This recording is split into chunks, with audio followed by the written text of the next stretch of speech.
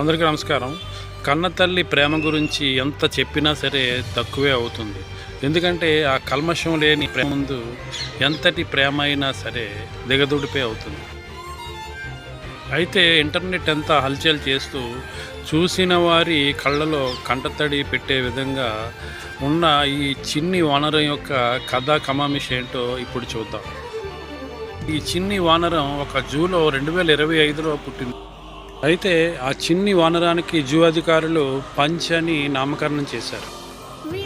అయితే ఈ వానరం పుట్టగానే కన్నతల్లి ఆ వానరాన్ని విడిచిపెట్టి వెళ్ళిపోయింది.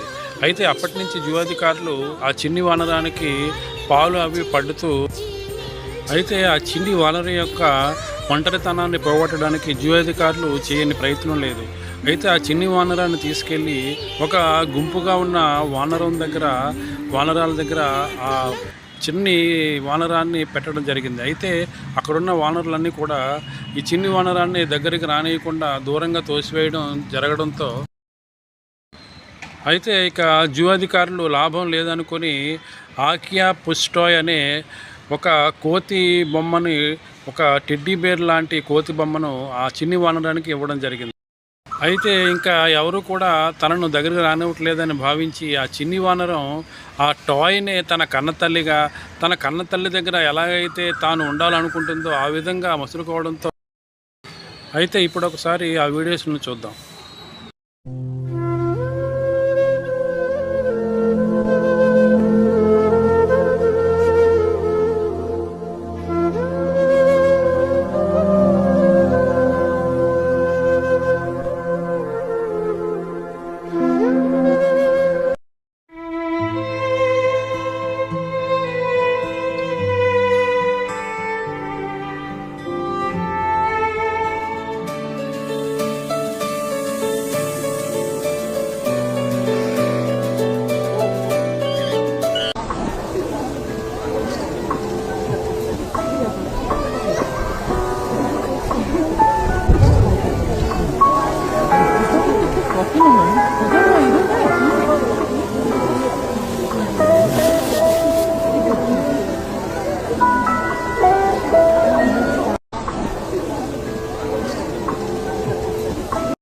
అయితే ఎవరు కాదన్న అవునన్న జంతువులైనా లేక మనుషులైనా సరే కన్నతల్లి లేని వాళ్ళు ఈ ప్రపంచంలో దురదృష్టవంతులు అన్నది ఖచ్చితంగా ఒప్పుకోవలసిన నిజం.